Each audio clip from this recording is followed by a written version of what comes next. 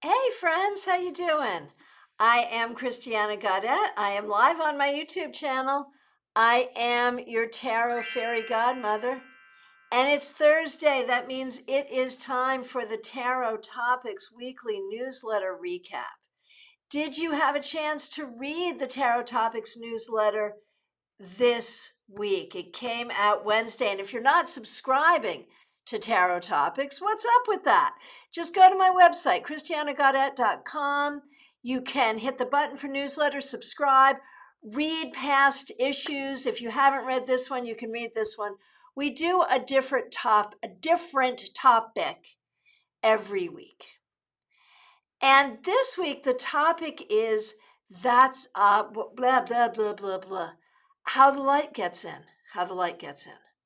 And the reason I made this my topic is because a bunch of synchronicities were happening around this concept of how the light gets in. And really, it all goes back to Leonard Cohen.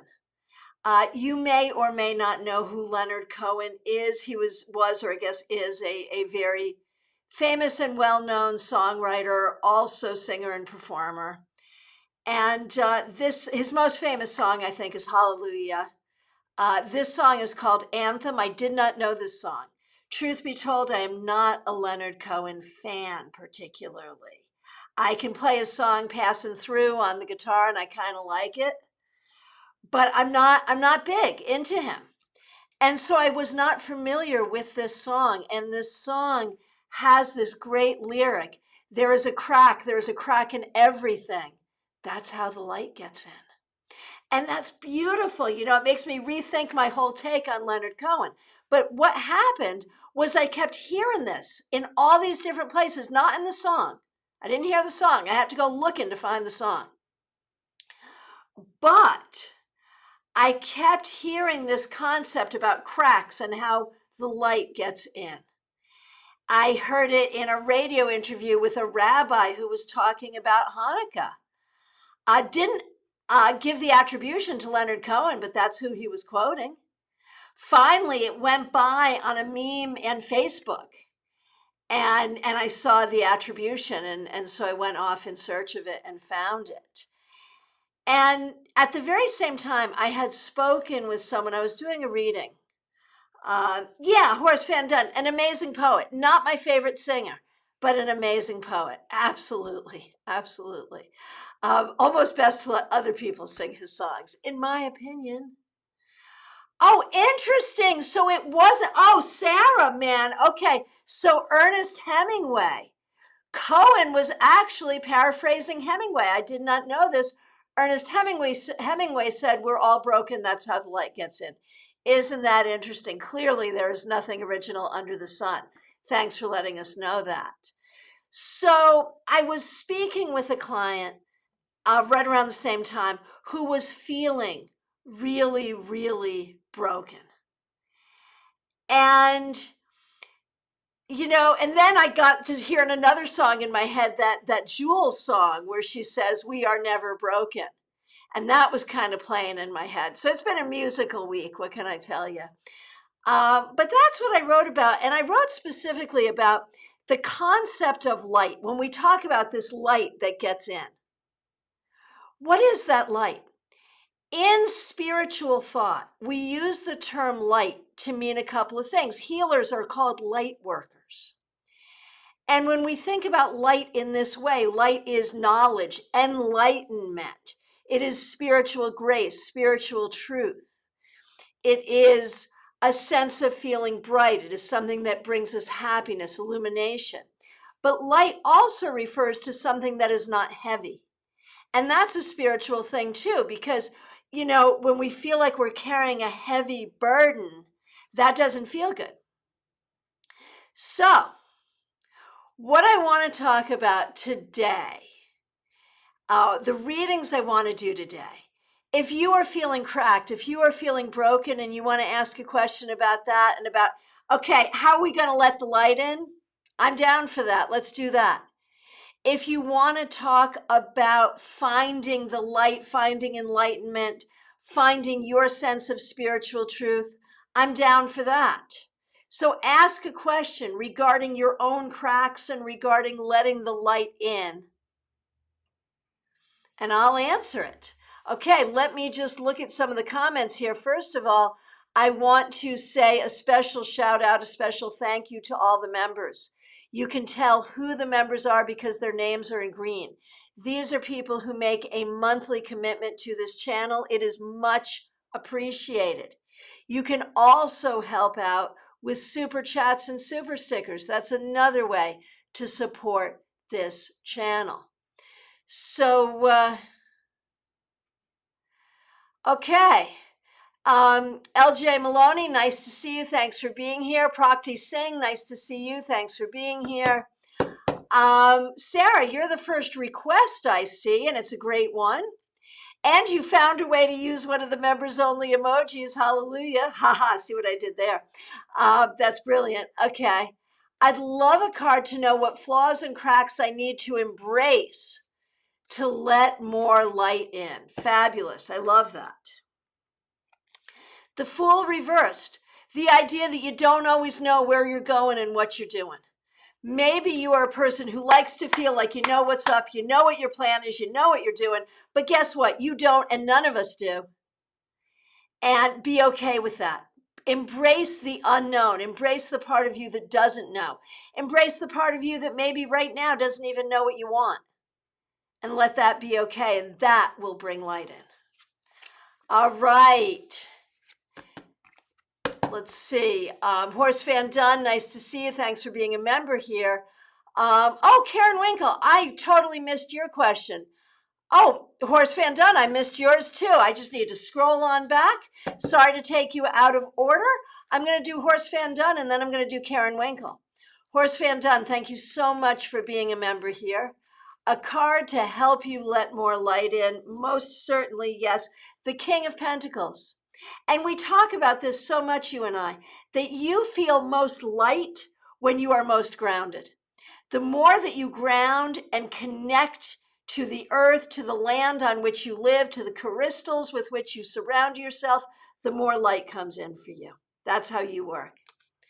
Karenwinkle, thank you so much for being here and thanks for being a member here.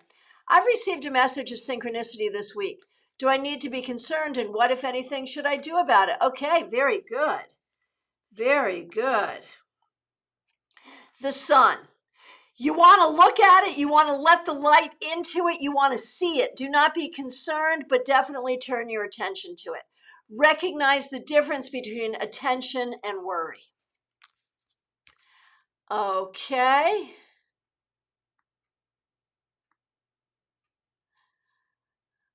Okay, and Jackie Masters, nice to see you. Thanks for being a member here. LJ Maloney, how should I find the light back in my love life?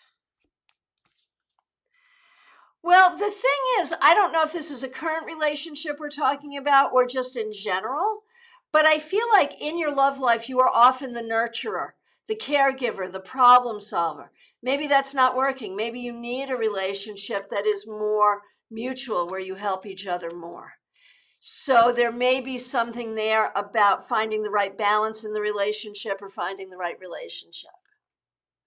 Von Ray, nice to see you. Thanks for being a member here. And thanks for using one of the members only emojis. I'm an overthinker and it can get dark. I hear ya. What can I do to get more light in? I understand that perfectly. The world. That's a funny thing. Also the Nine of Pentacles, also the Ten of Swords. You know, I think the dark thoughts need to be acknowledged. Some of them are valid, some of them aren't, but they need to be acknowledged. I think you need to acknowledge it and then consciously, for every dark thought, consciously make yourself have a light thought. You know, like when we talk about the world, we can think about horrible, terrible things that are going on in the world right now, scary things that could be happening in the world. But we could also, at the very same time, think about beautiful, wonderful, tremendous things that are happening in the world and hopeful things that are happening in the world. Whether you're talking about the world at large or your own life, keep it in equal measure. Make yourself do that. Okay, Claire C., so nice to see you. Thank you for being here. Thanks for being a member here. Fascinating topic. Why, thank you. Lately, I've been thinking about a quote, I do not fear the dark night because it is the only way to see the stars. I love that. How can I appreciate this more in my life?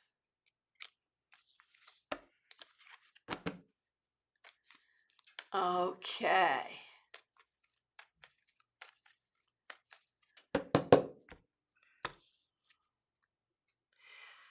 Claire, I think so often you are weighed down by the words of others, by your negative experience with others, by your fear of what others might think. And I think you have to let go of all of that to see the stars and let the light in. Let go of the weight of others' expectations. I think that's what it is. Oh, Sarah, the full reverse is stalking you. Okay. Charles Smith, nice to see you.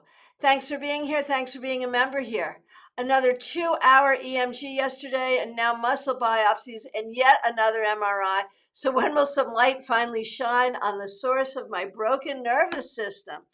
Decent question. I'm so sorry for everything you're going through, and I so appreciate your support of this channel. The Seven of Pentacles reversed, the World reversed. Oh, man. It will happen.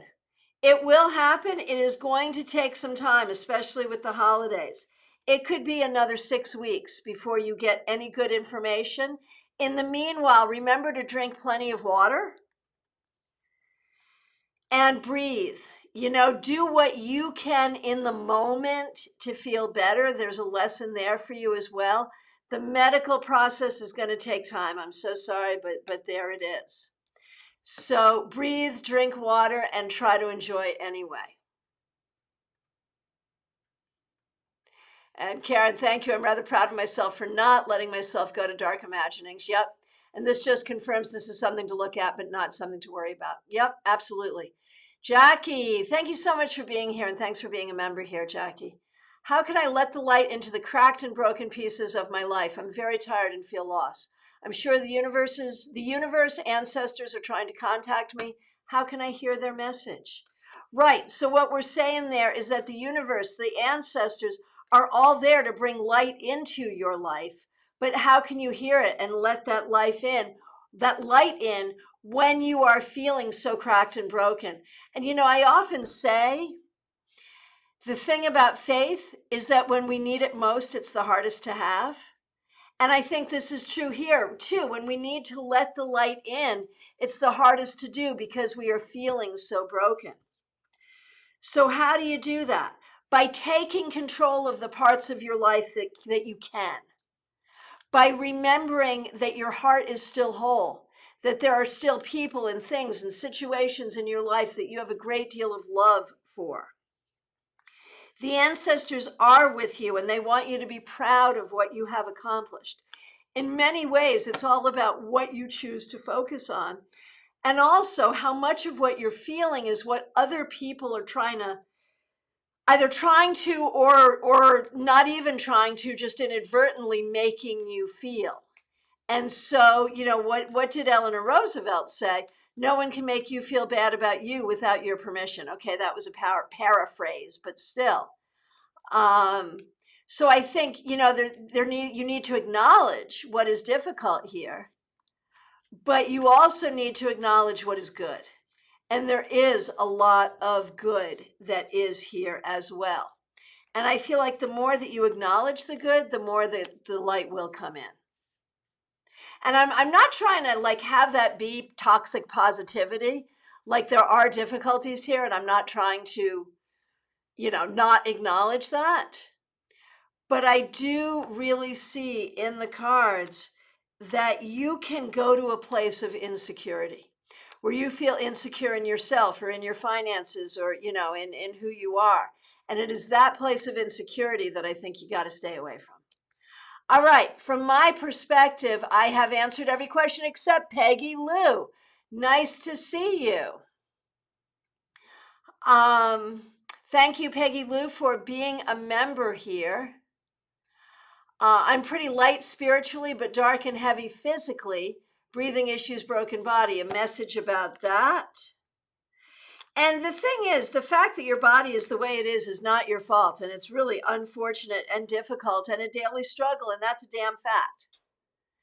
But the exact struggle is what you're doing to be light nonetheless. If you do that, you're winning. And just recognize every day that you do that, you're winning.